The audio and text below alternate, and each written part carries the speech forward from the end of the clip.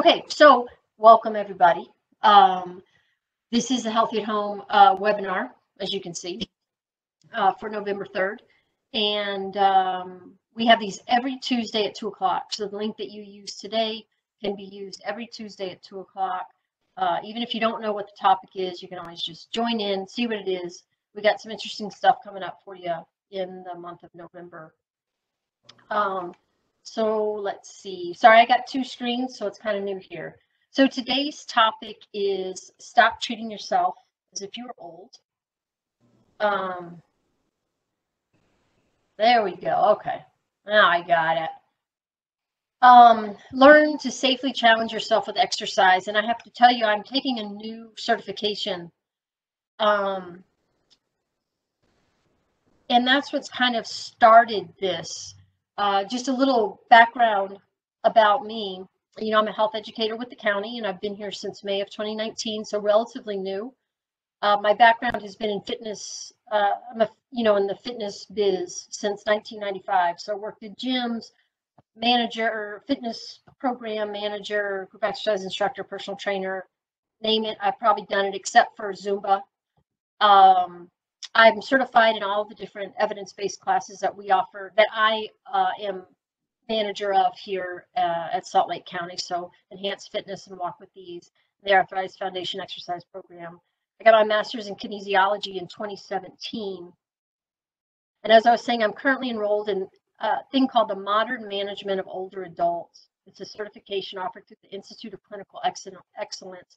And what that is a physical therapy organization. So it's really meant for physical therapists, although they allow us lowly fitness professionals in there. And I find it very interesting because one of their big angles is that we stop treating people like they're old. And in a sense, we're kind of conditioning people to be old. You know, I know for me, I turned 50, well, I'm 51 now. And once I turned 50 and went to the doctor, you know, life was over. I needed to get all these vaccinations. I was now more susceptible to a whole bunch of different diseases. It didn't matter what I looked like. It didn't matter what physically I was doing. I was 50 and doom and dread. And I have a feeling it doesn't get better when you're 60 or 70 or 80. You know, they don't brighten up the message at all. And so when I started listening to this Modern Management of the Older Adult, this Institute of Clinical Excellence, they really talked about how we're kind of doing a disservice to the older adult by treating them as if all of a sudden they are not responsible for participating in life, and that we're going to break them, or they're going to break themselves, and all of a sudden they need to take all these special precautions in what they do and how they act. And I thought that was really interesting, and it really spoke to me. And just to be clear, this webinar isn't about being an athlete. It's not about playing sports. It can be about playing sports, but it doesn't have to be about playing sports. What it's more about is accepting that you have to be athletic to participate in life. You know, we just because we turn older doesn't mean that we're not doing the things that we did when we were younger. You know, we still had to go grocery shopping, and grocery shopping in and of itself, right? Unless you're either walking to the grocery store, you're getting in your car, which getting in the car, you know, we take for granted. It actually takes a lot of body mechanics and twisting and different realities with our body. And then we got to get into the grocery store, walk around, balance ourselves, take stuff off of shelves, carry grocery bags. We need to do dishes and laundry. We got to walk our dogs, right? If you have a dog, we got to walk ourselves. We need to play with kids and grandkids if you have those. Do yard work and housework. You know, all those things still are part of our lives. It's not like they just go away. And in that, we have to, you know, lift stuff. And again, I think I really want to make it clear that I'm not talking about, I'm talking about exercise as it relates to life. Exercise as it supports our daily activities. So when I say lift stuff, sure, I mean a barbell, and I mean a dumbbell, because I love to exercise and I'm a total muscle head, gym rat type girl. But I'm also talking about lifting your laundry basket. Lifting your laundry basket is exactly the same as a squat or a deadlift. It's the exact same thing. We have to bend our body. We got to put on our shoes. I teach a class for another organization, and one of the women asked a really good question. Why can't I put my ankle up on my knee? What's tight in my body where I can't put my ankle up on my knee? Which means all of a sudden she's at a disadvantage for putting on her shoes because she doesn't have the flexibility in her piriformis, which is a muscle deep inside the hip. Maybe she's got knee issues. And so now she's got to put on her shoes by leaning down, getting her head below her heart, which causes its own issues, even if you're sitting down. So, we need to still be able to contort our body in different ways, putting on clothes. And then we also have to twist our torsos. Getting in and out of your car is a great example of having to twist your torso. And people get injured. I think that there's a lot of injuries that occur with young people, but especially as we age because of repetitive motions. And I think getting in and out of your car is one of them. I'm there, but I don't know whether the podcast, this page is, picture is there, but. Hi, Rachel. We're not doing anything yet. It has not started yet. It's just started too. Hang on. I know what that is. Hold on.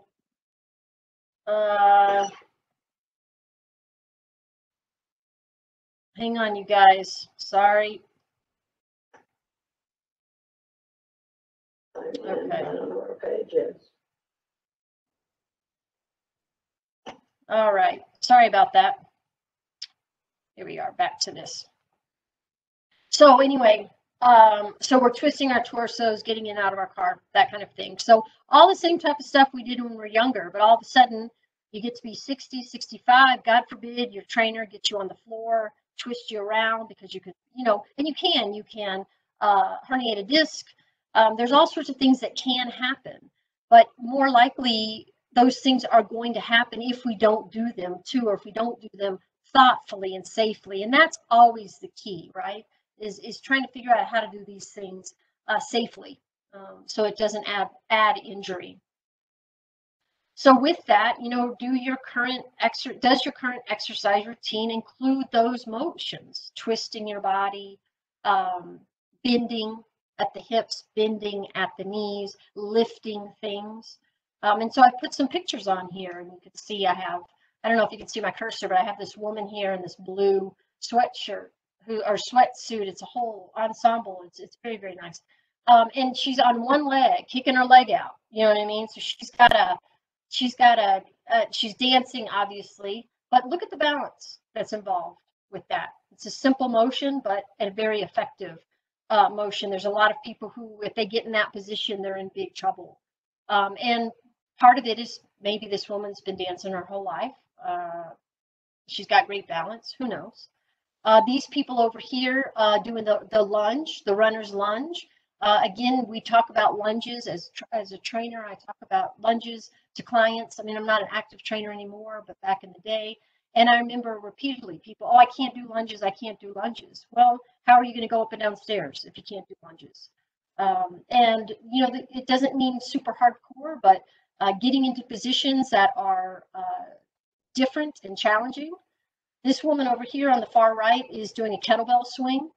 She doesn't have a super big kettlebell, but I don't know if anybody here is familiar with kettlebell swings. They're a hinge motion. You actually use your hip to swing this weight out in front of you. It's a great cardiovascular exercise. It's a great exercise for your glutes, for your posterior chain, which is the back of your body. And then we got this gentleman who's going to go cut down some trees after, I'm sure, with his checkered shirt on, who's showing, getting up off the ground. So basically doing the last half of a burpee, right? So he's gotten down on the ground, put his chest all the way down onto the ground, has pushed himself up. And I think this is a great representation of it. It doesn't have to look a certain way, although this guy has really good form, I have to say. But when was the last time you got down on the ground? And you might say today or tomorrow, well, great, good for you. You should be getting on the ground and back up every day. because that's part of our life every day. But you know, we get to where we're working with older adults and we're like, oh, we don't want to put them on the ground because then they might not be able to get back up. And I don't want to embarrass them, or I don't want to challenge them. And I'm quickly getting rid of that mentality of, you know, one of the ways that we can stop aging, if you will, is stopping doing things that challenge us, whether that's emotionally, mentally, and definitely physically. So if I tell a person I need you to do a burpee, they quickly want to throw something at me because I think they're thinking of a traditional burpee. But what I'm basically saying is I need you to get onto the ground and get back up, because if I'm not here to help you, what are you going to do if you live alone? So these are the kind of things that you know I'm talking about, stuff that we don't see in older adult exercise. You know, so I manage a program called Enhanced Fitness, and it's a great program. It's a really good evidence-based program. And it's a 3-day-a-week program. It has cardio, strength, balance, and flexibility, all the 4 main components of a good exercise routine. But they're really, really nice to the older adult, right? They're like only 1 foot on the ground. I mean, 1 foot on the ground at all times. Never, ever would you jump with an older adult. Well, actually, that's, you know, jumping with somebody who does not have a pre-existing condition to make that a bad motion. That's good for them. That's going to help with bone density. That's going to help with balance, you know. And sometimes in life, we find ourselves having to lift both feet off the ground. So it's just getting out of that mentality of you're old, you have to treat yourself a certain way, and getting back into that mentality of I can be safe and thoughtful and still do some legit motions. So I can't remember who I was talking to. I can't remember. I talked to so many people now, which is awesome, but it's always over WebEx. And we were talking about how a gallon of water weighs over 8 pounds. So if you're going to the grocery store and you're buying water or milk or eggnog or soda, which hopefully you're not buying in gallons or even small cans, but still, you know, you might be. Your bag is going to weigh 8 pounds. A full laundry basket. So this is off the internet. And I looked at a couple of, you know, multiple different sites, and it kind of seemed like 10 pounds was one that we could get away with. I know that my laundry bag that I pick up and put over my shoulder definitely weighs at least 10 pounds. Our heads weigh 10 pounds. That's the average head. So those of you with bigger heads, you know, if you're a bigger body, it's going to weigh more, 11 pounds, sorry. The average 3-year-old child is 30 pounds. So if you're picking up your grandkid, you know, life is heavy. It's not light. And so again, if I have clients and I say, hey man, when are you going to get rid of that 1 pound weight? They're like, no, 1 pound is good. I feel really good. I'm like, nothing in your life weighs 1 pound except that weight. That's the only thing that you're going to lift all day that weighs 1 pound is that weight. So you're not really doing yourself a service. You're not setting yourself up for success. And here's where I'm going to talk about a concept that I totally got from that Modern Management of the Older Adult from the Institute of Clinical Excellence. This is not my idea, but I think it's a wonderful idea. One of the things they talk about a lot is living a 1 rep max life. And if there's anybody on this webinar who lifted weights, you might know what a 1 rep max is, but I'm going to assume that you don't. And a 1 rep max is the heaviest you can lift. So in the Musclehead gyms that I used to go to back in the 90s, they were bodybuilding gyms. I loved them. A common question was, what do you bench? What do you squat? And what they're asking is, what's your 1 rep max? What's the heaviest you can do? And unfortunately, as we grow older and start treating ourselves really nice, I guess, if you want to call it that, we start living a life where everything we lift is a 1 rep max. So if you're not used to lifting 8 pounds and you go to the grocery store and you buy a gallon of orange juice, you're about to do a 1 rep max. You're about to lift something that is on the heavier end of what you're used to lifting. And if anybody on the call has ever done a 1 rep max, they're usually pretty ugly.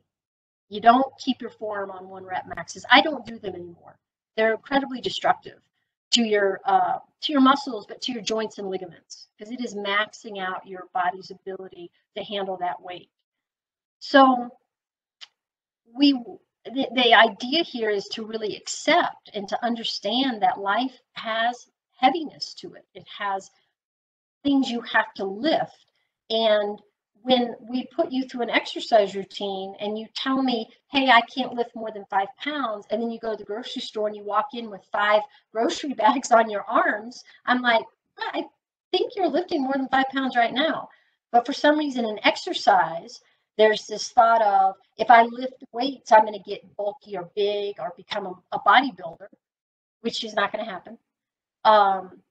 But we go out in life and we do it day after day, activity after activity. So we want to look at, what does our exercise routine look like? Does it have these motions in it, So we got this woman here who's doing a squat, and she's holding, it looks like probably a 5 or a 10 pound plate weight. She's got a good squat there. She's got really good form. And you can see by her face, she's not 20, right? And I don't know how old she is, probably in her 70s.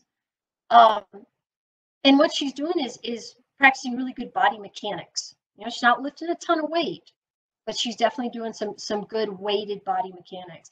Then we have this gentleman who's got something on his back. Maybe he's going to do an overhead press. Probably he's just going to stand up and sit down with that weight. I'm not saying do that exercise, but obviously he's using more than a 1 pound dumbbell.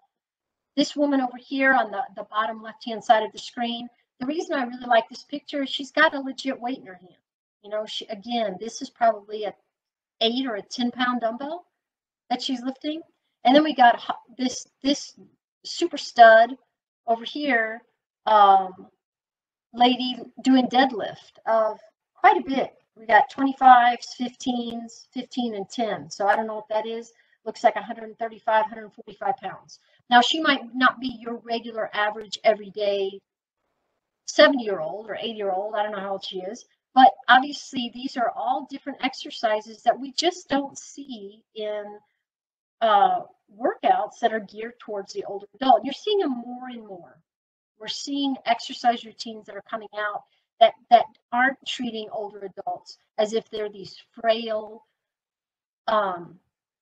breakable people. And the best way to keep someone from being frail and breakable is to rough them up a bit, right? Get them used to lifting some weight, get them used to being off balance. If you're never off balance, how do you know how to right yourself, right? It's all those things that we knew and maybe still practice, but we definitely knew when we were younger. But, as we get older, somehow we're kind of told that we shouldn't be doing that anymore. Okay, so next steps with this. So I want you to think about, what are the activities that you do during the day? And these can be sports activities. That's okay. But I'm really talking about activities of daily living. What do you do? What do you want to keep doing? So I've, again, chosen a variety of pictures. We have this couple up on the top left who are riding bikes, which obviously involves some balance, sort of, right? I don't know, does riding a bike really involve balance? Or is it just an outside force that keeps you up? I'm not sure, but it definitely involves leg strength and cardiovascular, right? And they look like they're having a good time, kind of leisure, going out. The person next to them is grocery shopping, keeping her balance, taking things off of shelves, reaching up, reaching down. If you have frozen shoulder, you're not going to be able to do that. This person all the way over to the right is playing tennis, maybe pickleball, if you're into the pickleball thing. The young people have totally stolen pickleball from the old people. It's really a shame. They're all playing pickleball now. It's really weird. But you can see, look at this guy. Look at his body. Look at this knee. This is his left knee. Totally twisting. And on the right knee, he's getting ready to do a forearm, right, and hit that ball, or maybe he already has. There's twisting and abdominal motion in here. His knees have to be flexible. His hips need to be able to stabilize. I mean, there's a ton going on for him to be able to keep doing this. And he's not going to get that from doing 1 pound bicep curls linearly, right? That's not going to prolong this. And then I really like this picture at the bottom left of this person. She's on the ground, kneeling on the ground and doing gardening, which I know a lot of people like to do. Salt Lake, of course, is great for keeping a yard because we got good seasons. I'm assuming this is some little girl who she knows and hasn't just wandered into her yard, but who knows? But she's down on the ground. She's playing with her. She's planting plants. Maybe this is valuable to you, you know, whether it's gardening or playing with kids. And even though this person, again, not to be judgmental or stereotyped at all, but this woman does not look like a bodybuilder to me. She does not look like she's out running 5Ks, but she can get on her knees for a prolonged period and stand back up. That's impressive. But she's, you know, and maybe she's genetically set that she can do that, but there are things that she can work into her exercise routine that can definitely help her maintain the ability to do that activity. So you need to think about, what do I do? What do I do during the day? And I got one that we all should be very aware of and concerned about, and that is this guy, the good old toilet. You know, how many of us on this call value being able to go to the toilet by yourself, to be able to sit down and stand up? You notice there's no bars around this toilet. I'm not saying having grab bars is a bad thing at all, but to be able to sit down and stand, you know, one of the things, one of the fundamentally independent things. And again, if we lose our ability to toilet ourselves, hey man, that's where we're at, and we move forward. But we're going to try to prolong that as long as possible, right? So obviously, I would say most people would agree this is pretty important. The next one is picking something up off the ground. You know, I think it used to be that we would bend over like this picture on the left-hand side and use our rear end, our butt. I don't know if you can see my cursor here, your butt, but you know, now it's you're basically doing a squat. You're bending at your knees, you're bending at your ankles, and you're bending at your hips to get your body low, so that when you stand up, you're using your legs. You're not just bending over. And so to this point, we need to squat. Squats are super important. Weighted, unweighted. I mean, I care because I think there's many people out there that can do weighted squats that won't, because they're worried about hurting themselves. And really what you should be worried about is not doing the squat and hurting yourself. You know, if you want to keep picking things up off the ground, if you want to keep going to the toilet by yourself, then you need to incorporate the squat into your workout routine. I'm not suggesting going getting a squat rack and loading up 135 pounds and putting on your back and do a squat. But I am suggesting that being something that you could see yourself doing. It's not that out of range. You start with 1 pound weights, and you go to 2, you go to 3, 4, 5, and 6, and 7. You know, we all hope to be alive at least a year from now. That's 365 days we have to add weight if we want, safely. So back when I was a trainer, and again, I worked with people of all different ages. I always liked working with older adults because they had a little bit more to value fitness with. Is my volume not here? My back? Yeah, it's back. Okay, it goes in and out. Just give me a wave, and I can mess with it if it goes out again. Excuse me. I lost my train of thought. But anyway, when I would say, hey, let's do a squat, I would get that same reaction of, what are you talking about? What do you think I am? I'm not doing a squat. Because what people often think about is the squat, and they associate it with powerlifting or with Lou Ferrigno, even though Lou Ferrigno is awesome. Maybe you associate it with Arnold Schwarzenegger. Maybe a little bit more polarizing. I don't know. But that's not what I'm talking about. I'm not talking about bodybuilding. I'm talking about squatting. And when you sit on a toilet and stand back up, that's exactly what you're doing, is you're doing a squat. So we have to kind of separate out what we think of as exercise and start to relate that to activities of daily living. They look very similar, but they're not the same. So we got all this information. This is where, you know, when I'm done here, we need to have a little bit of a discussion of, this is kind of a new way of thinking. And, you know, when you're changing your exercise routine on your own or with a professional, you know, whatever you want to call that professional, how do we change it? What do we do? Thanks, Paige, for all this information, but, you know, how am I supposed to incorporate this into my life? Well, first thing is you always want to progress slowly. Always, always, always, always. But notice the first word here, progress, right? So you want to have a goal and to see that there's room for progress in your exercise routine. That just because you're 65 doesn't mean there's this glass ceiling of what you should be doing. There is, in a sense, but there really isn't, not if you plan on living at home. The first thing that I would tell people is to start noticing, how often do you lift something? How often do you bend throughout the day, assuming you're active? Now, if you're like, well, you know what? I sit down in the morning on my couch, and then I stand up to go to the bathroom, and then I sit back down, and I stand up to get dinner, and then I sit back down. Yeah, you need to examine that as well, because you should be doing more than that. But start to notice, you know, when am I lifting stuff? How much do I think that weighs?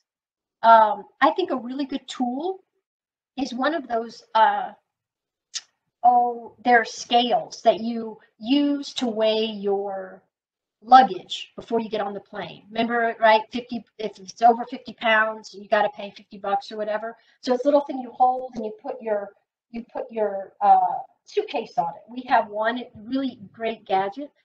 I would challenge all of you to get one of those and put your grocery bags on it and really see, how much am I carrying in grocery bags, you know, and how much am I carrying when I only get vegetables? How much am I carrying when I get liquids? So that you kind of know how much you're asking your body to lift.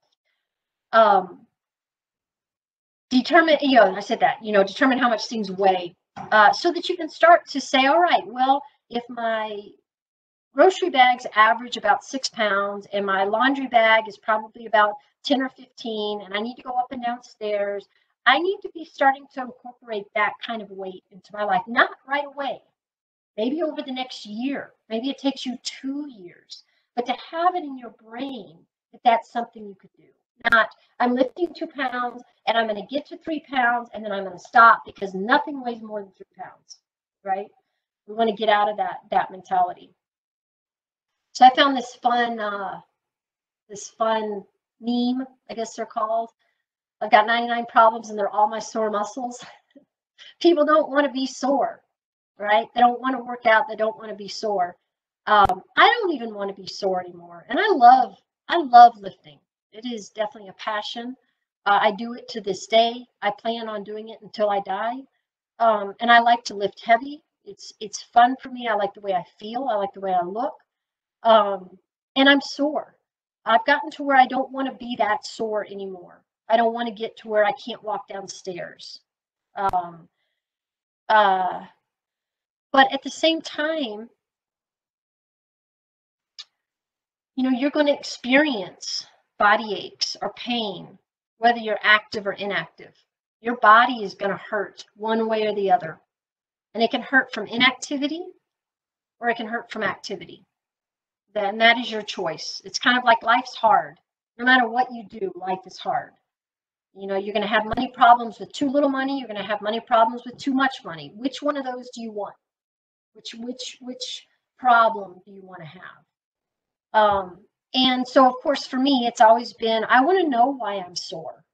I want to be like, why are my hamstrings sore? Oh, I did deadlifts yesterday. That's why they're sore. Why are my hips sore? Oh, I ran yesterday, or I walked yesterday, whatever it might be. But I have plenty of people who come in who are very inactive, who have the same aches and pains as me. from sitting, from not moving, from having muscles that aren't stabilizing properly. And a lot of it is people think if I exercise, it's going to be painful. If I exercise, it's going to challenge me. I don't want to do that. Well, unfortunately, that's to me, you know, kind of part of the deal. And again, all within reason, all slowly, thoughtfully, not crazy. I do want to talk real quick about a thing called delayed onset muscle soreness. DOMS is the acronym for it. And I've known about DOMS for a long time, you know, since 1995. Took my first certification. And that is muscle soreness. You know, when you work out, you can have muscle soreness 12 to 72 hours later. So I get sore about almost to the hour, 24 hours after a workout. My husband is more like a 48-hour guy. It's very interesting how different we are. We'll do the exact same workout, the exact same load for each of us, but I get sore the next day and he doesn't get sore till the day after that. So everybody's a little bit different on that. And remember, sore muscles don't necessarily mean that you've injured yourself. You know, and it's really hard to understand. And I don't have the answer for you, how you decide if a sore muscle is an injury or simply a sore muscle. And part of it is trial and error. You know, part of it is knowing your body. My triceps are really sore right now. I know that because I know where my triceps are and I know what I did yesterday. So by process of elimination, I know that they're sore, they're not injured. Yes, it's uncomfortable, but it's going to go away. Inactivity isn't necessarily the way to deal with that. You shouldn't be sore after every workout. I'm not asking you to find workouts that make you sore all the time. Like I said before, I don't like to get super sore anymore. It's too disruptive to my life. If I'm super sore, then going grocery shopping is a pain in the butt. Walking up and down the stairs in my house is no fun. I don't like to do that anymore. But what I do like is to feel that I'm active. I like to know that my aches and pains are from my exercise. Part of the process of getting to know your body is kind of being able to understand the difference between muscle pain and joint pain. In general, the healthier your muscles are, the less likely you are to have joint pain. But, you know, a lot of us have pre-existing conditions. Maybe we have arthritis. Maybe we hurt our knee when we were 18 and now we're 70 and that knee yells at us, right? But you know this, you know, kind of know the difference. Muscle pain is something that we can work with. Joint pain is something a little bit different. If I have a client who comes in and says, hey, I'm sore today, I'm going to say, okay, but we're still going to work out. Someone comes in and says, hey, my knee really hurts. It's right under the patella. You know, then I might decide to only do stabilization exercises in the hip or stick with upper body for that day or watch out for impact. But the reality is you got to kind of have to get to know your body. I do have clients who wake up the next day and they're sore. I see you, David, and they don't want to do this anymore. It's kind of like, come on, you know, got to be sore every once in a while. David, go ahead. What you got? So the question you have on there, so what are some other signs of a good workout other than sore muscles? That's a good question. If I'm like huffing and puffing at the end of a cardio, that's a good sign. Mm-hmm. Yep, absolutely. So increased heart rate, fatigue. So let's say during a workout, you know, a good workout is increased heart rate, cardiovascular response. Absolutely. Overloading the muscles, feeling that muscle go, this is hard, right? 1 pound weight, 15 pound weight, right? Big difference. What I think is a sign after a workout, though, is general fatigue. And this is another hard one because when people are inactive, they're tired all the time. I'm so tired. I can't work out. I'm so tired. Well, yeah, you need to work out so you're not tired, or at least know why you're tired, you know, instead of from nothing. So a general feeling of fatigue, and not emotional fatigue, not presidential election fatigue. I'm talking about just that while my body, I can feel it. It's been worked, and it's hard for me to verbalize it, but it doesn't necessarily mean. Let's see. My arms can be fatigued, and I can feel that when I go grocery shopping and pick up the bags. But it doesn't necessarily mean they're sore. But I can tell when I'm walking up the stairs. Oh, wow! I worked out today. I'm tired. I'm fatigued. That, I think, is one of the better signs of a good workout. Another good sign of a workout is change in your body.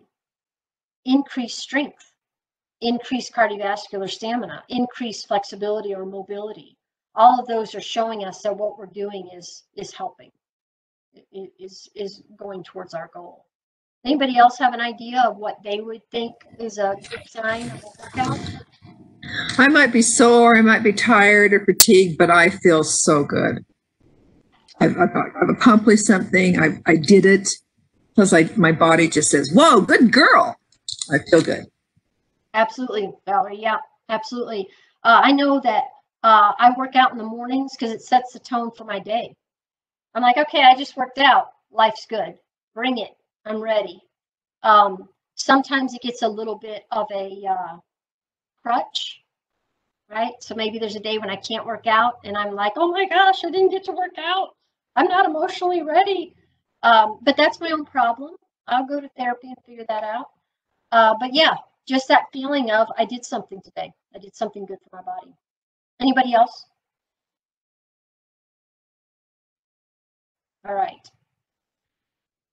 So just know, as you start working out, there's going to be some discomfort. Part of the deal. Again, you're going to be discomfort anyway. It's going to happen. And also, I think another good sign of a good workout is you're tired at night. You know, and even if you can't sleep, you can rest. And I think obviously there's a big push nowadays for anybody who's reading things on the internet or watching on TV. There's a big push for getting sleep. Sleep is huge, right? It's a big, big, big deal. And for many people, not everybody, but for many people, exercise can help with your ability to rest and or sleep. Because you're just tired, you know, you've worked out and you're tired and your body needs to recover. So when we work out, the reason that we have DOMS, or delayed onset muscle soreness, is when we overload our muscle, it actually gets these little micro tears. And I'm totally making this way simpler than it is, but I think this is basically true. You get these little micro tears in your muscles, and your muscles have to heal. They're not huge tears. We're not tearing tendons, but we're irritating that muscle. And at night, it heals, right? You know, all the healing that happens when we sleep. There's a ton of brain healing. There's a ton of body healing, emotional healing, right? And so that's why, you know, it's almost like our body is like, okay, I've been worked out, I'm tired, and I need to recover. And if you can, you can sleep and recover from that. So, you know, I've always thought, and this is my own very, very micro view, that exercise is the solution to everything. You know, it's the solution to depression. It's the solution to not being able to sleep. It's the solution to eating in a way that's not beneficial. And I know that's not true. I'm just saying that I think exercise is a good start for all of those things. If you get up and you exercise, you're more likely to feed your body good food because you just spent all this time. Or if you're going to exercise at night, you need to feed your body good food so that you can exercise at night. So it's a really nice way to set yourself up for the best version of yourself. But again, very micro view of things. I own that. I know that that's the case. So let's talk about you know, what are the things that we want to include in our workout? And I mentioned this before with enhanced fitness, cardio, strength, balance, and flexibility. Those are the main 4 components that you really want to make sure are in your exercise routine. Why? Because all of these components are in our lives, right? To get in and out of our car, we have to have balance and flexibility. There is no doubt. And theoretically, strength to get yourself down to the car, wherever the car is. You got to have a cardiovascular and strength. I don't want to say that they're more important than balance and flexibility because they're not. But if you lose your strength and your cardiovascular, your balance and flexibility is really going to be affected. And I don't know if you can tell on this slide, but I bolded strength. Strength is super important. When we start to lose our strength, then our independence starts to go away. The big reason people can't sit down and stand up off the toilet is not because they don't have the cardiovascular. I mean, that's a component of it. But it's because they don't have the leg strength. And because they don't have the leg strength, their balance is compromised. So when you look at your weightlifting routine, or not your, sorry, your exercise routine, you want to look, do I have these elements in it? Cardio and strength in general, and along with flexibility, you need to actually set time aside to do those things.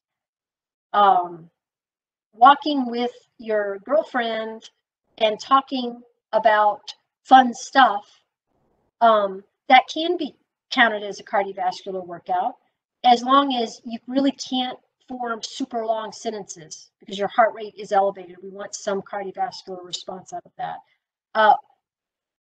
Window shopping at a mall doesn't count as cardiovascular. It counts as activity, counts as movement, but it's not exercise because it's not sustained. You're not getting your heart rate up and keeping it there. And so a really important part of exercise is setting aside that time to do it. Balance you can do while you're doing dishes. You can do it while you're watching TV. Balance you don't have to set aside time to do. You can walk down your hallway and walk in a tandem walk where you put one foot in front of the other. That's a balance exercise. So that's part of why I put that emphasis on the cardio and strength, is because I really think those are harder to just put into your life. It's not impossible. You can absolutely do it. It's just harder to. That's all. These are the 4 components of your exercise routine that you want to have in. Super important.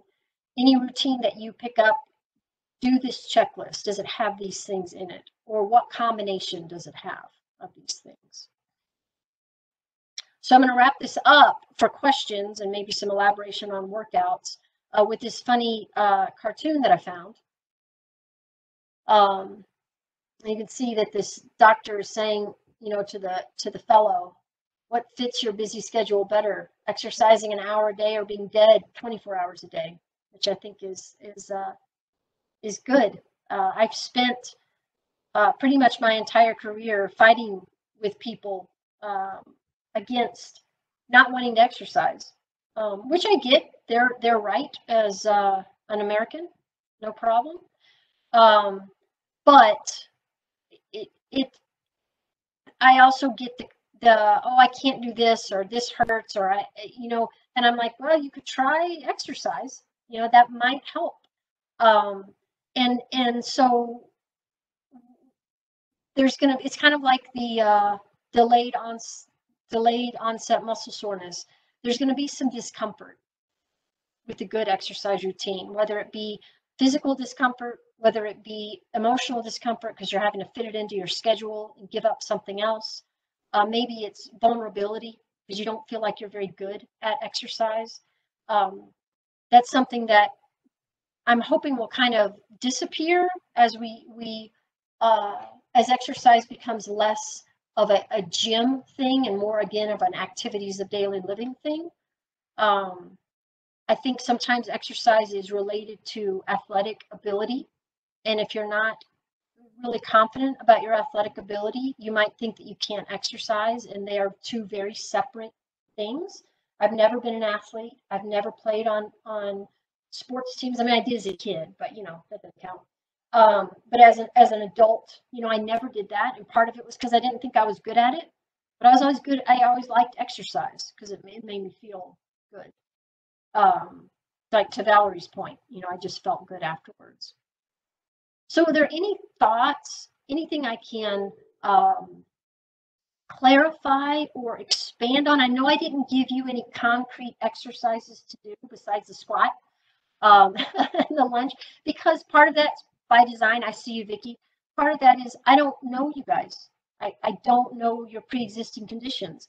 What I do know is of those that I can see and of those that I know, you're capable of doing stuff, you know. You're capable probably of getting on the ground and getting back up, even if it makes you feel uncomfortable or vulnerable, even if you need somebody else there to help you, even if you need your couch. But that's something that we need to do. Old people don't automatically need to do wall push-ups. If you can do a push-up, do a push-up. Don't think, oh well, I'm 65, I can do wall push-ups now. No, that's not how it works. Because when you have to get up off the ground, you need to be able to do a push-up. Right? Vicki, what you got for me? A couple questions. You talked about two different kinds of squats. One was weighted, and another was something else. I probably said weighted or unweighted squat. So I know many of you on the call are familiar with like a sit to stand. That would be an unweighted squat. Sitting on a chair, standing back up, sitting on a chair, standing back up. That's a totally legit exercise. It does balance, it does leg strength. But let's say that you can do a lot of sit to stands. That is not a challenge for you. It doesn't get your heart rate up, because there are people who do sit to stands and it definitely shoots their heart rate up. I see it when they do it. I'm like, you know, we might want to work on your cardio a little bit, and that's okay. But if I have somebody who can do 30 seconds of sit to stands and they don't have a cardiovascular response to it, let's put some weight on your shoulders, or let's put some weight in your hands, and let's start to challenge you. Oh, this was one of the things I didn't talk about, and this is a good one, Vicki, is there's a thing in the prescription of exercise called dosing. And it's just like it is in nursing or anything else, doses of things. And when you're prescribing exercise to people, you give them different doses of exercise. And pretty much across the board, older adults are underdosed because we're so worried about hurting you guys, because you're our moms, you're our grandmoms, you know what I mean? And God forbid we hurt grandma, because then that's awful, right? And so that's one of the things that this MMOA class that I'm taking really points out, of underdosing your clients is not serving them. That's not why they're coming. So again, Vicki, to your point, or to your question, if I was working with you and noticed that you could do those 30 seconds of sit stands no problem, I'd say, all right, how are your shoulders? I did a medical background on you. You know, what do you got going on in your body? And how about we add 2 pounds? And then next week, how about we add 3 pounds if you don't have a lot of DOMs and you don't have any other issues going on? I know that was more than what you asked. And you have another question, Vicki. No. So is that one of the reasons that the enhanced fitness is only every other day? Yes. Yes. So again, I love enhanced fitness. I think it's a great program. Anybody who's taking it, you are only doing good for yourselves. But there is still in research that you have to take 24 hours off between working a muscle group. So if you do bicep curls on Monday, don't do them until Wednesday. Well, should you listen to it? Yes, because the CDC says it, or because AMA says it. I work out Monday, Tuesday, Wednesday. I work my biceps and my back and my glutes and everything every day. So what I think is more important is to listen to your body. So for today, I mentioned my triceps being really sore because I did an exercise yesterday that really challenged them. I don't want to do triceps today. That doesn't make sense. That doesn't mean that I can't go out and run or I can't ride a bike, but I don't want to specifically do my triceps. But if I did those exercises yesterday and woke up today and my triceps felt fine, I could do my triceps. It'd be okay.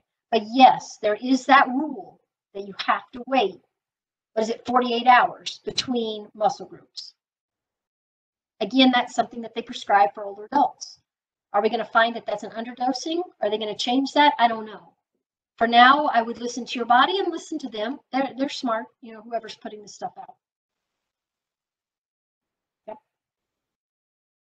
Anybody else have a question or a clarification? I know that that was kind of a 10,000-foot view of just a new concept, just a new way of thinking about how you're treating your body. And remember, you have to unmute yourself if you want to ask a question.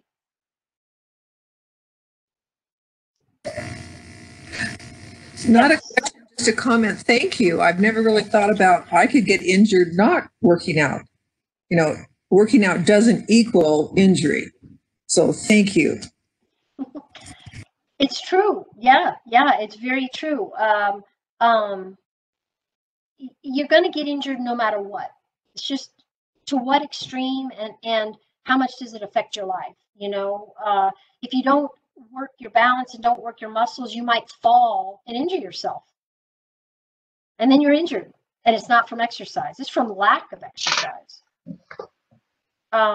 At the same time, if you're not being smart about your exercise, then yeah, you're gonna get injured. And I think we see that in people who decide to start running and run a 10K or a half marathon way too early, right? That's when we start to see those injuries.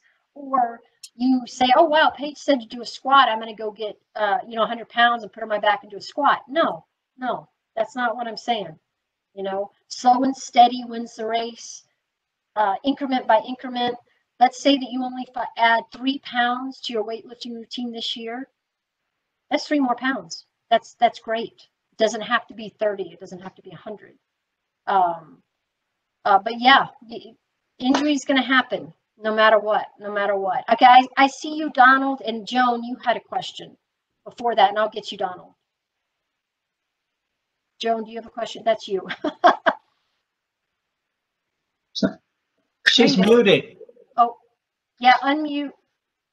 There you go.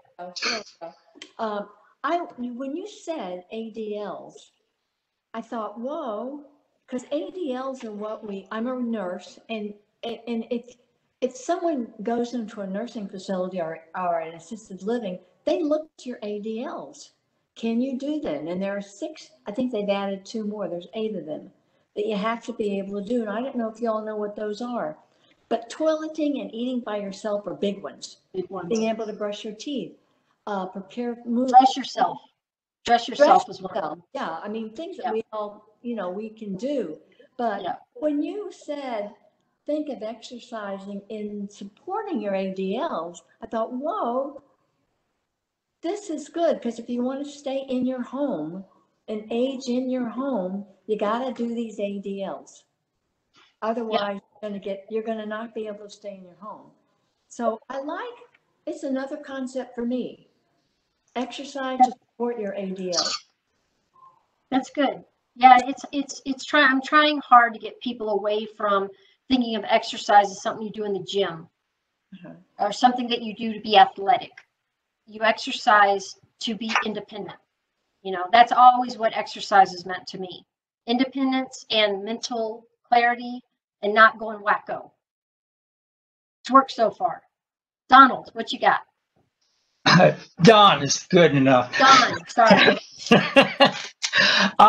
What I like to do is, I do an enhanced fitness routine 3 days a week for my Zoom friends, 2 of which are here.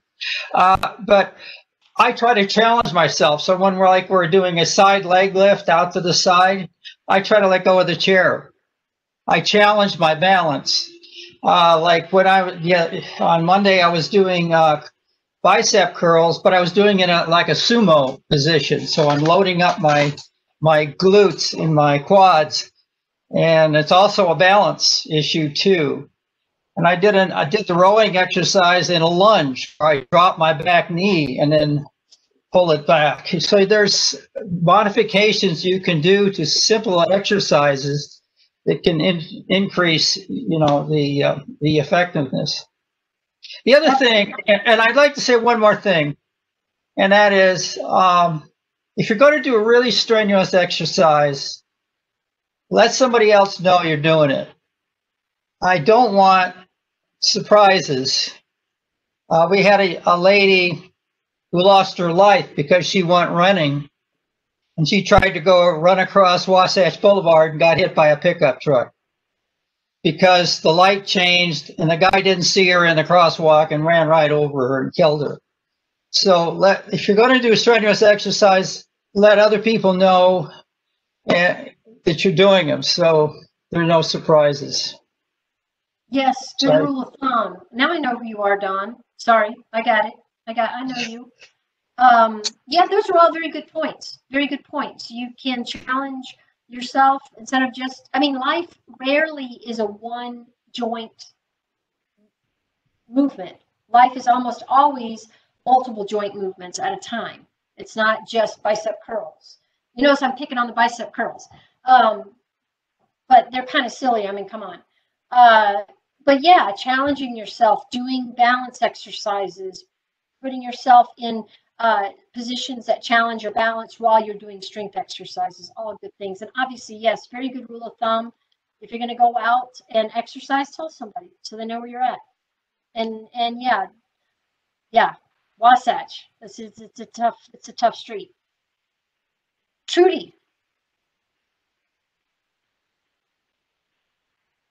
Well, exercise increase the body metabolism. Yes. Well, okay. Because I have a very low metabolism. Okay. So you're asking, does it increase your metabolism? Yeah. Yes. Yes. Probably. There's a lot. That is so outside of my scope. Supposedly, when you have more muscle on your body, that does require a higher metabolic rate because your body has to support that muscle. There are a lot of metabolic diseases that seem to be helped with exercise. Basically, you're hard pressed to find anything that isn't helped with exercise. But with that, if you have a pre-existing condition, you're one of those people that just kind of has that metabolic rate that just is unmovable. I cannot guarantee that exercise is going to improve it, but I pretty much can't guarantee you're going to feel better because you're doing it. Okay. So yeah, I don't know the actual answer to that. I have another question. I don't sweat much. So when I do exercise, some people sweat a lot, but I don't. So Tony always say that, oh, you are not doing enough. You are not doing hard enough. Is that true? Is that true? Again, that's a question I don't know for sure the answer to. No, some people sweat. Oh my gosh, some people just sweat. They just sweat no matter what. They're sweaters. And then there's other people that really don't sweat a lot. I know here in Utah, with it being so dry, I don't sweat as much. Where obviously I do sweat, it just evaporates quicker. I would go with your heart rate more than your sweat rate. Because there definitely are some differences. Body size, extra weight on your body, all those things they might relate to a higher sweat rate. So I would go with your heart rate and be like, hey man, look, Tony, my heart rate's, I know he's on this call. My heart rate's, at this level, and that is 70% of my heart rate max. So I am moving at a level that is appropriate. That's what I go off of more than sweat rate. Yeah. Okay, thank you. You're welcome. Any other thoughts out there? I know we're right at 3:00. I really appreciate everybody being here today. And I know many of you on this call, if you get to thinking about something, you want clarification, most of you have my email. Please email me, ask me questions. I'm happy to answer. I'm happy to find the answer to them. Please reach out, because I obviously love talking about this stuff. So thanks for next week we have another webinar. It is with our with a woman named Kathy, who is in our caregiver services. Marianne, tell me if I'm not doing this correctly. Is this about gratitude? No, this is about care for caregivers. So if you are giving care to somebody in your home or outside of your home, to make sure that you are also caring for yourself. Oh, here's Mary Ann. She's going to tell me. No, she's not. Okay, never mind. Yeah, I am. Oh, good. Yay. Mary Ann's going to It's tell. November is National Family Care. Part of You're going in and out, Mary Ann. McDonald's. Oh, Turn off I'll your type camera. it in the chat. Okay, so National Caregiver Month is November. And so our division in Aging and Adult Services, one of our counselors there is going to be giving a talk, and it's going to come up in the chat here in just a second. I know the week after that, we're going to have one on gratitude, which obviously all of us need to practice. Even if you practice it, I'm sure you practice it, but it's always a good thing, especially nowadays. Any day, it's a good thing. I should know. I'm sorry that I don't know, but it is going to be a good one next week. All of September and even into December, we have some really good programs. Remember, it's every Tuesday at 2 o'clock. All you need to do is go to this link. It's National Family Caregiver Month. Kathy Nelson will talk about fundamentals of family caregiving support program. So, you know, whether you're caring for someone or not, you probably know someone who is caring for someone. So this would be a great, and it's also a great service that's given by the county.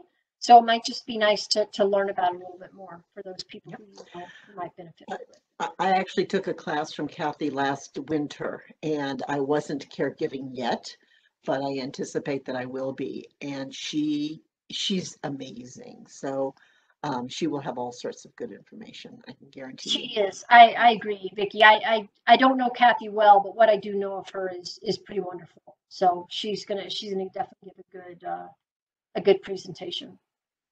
So join us. Thank you all for being here today.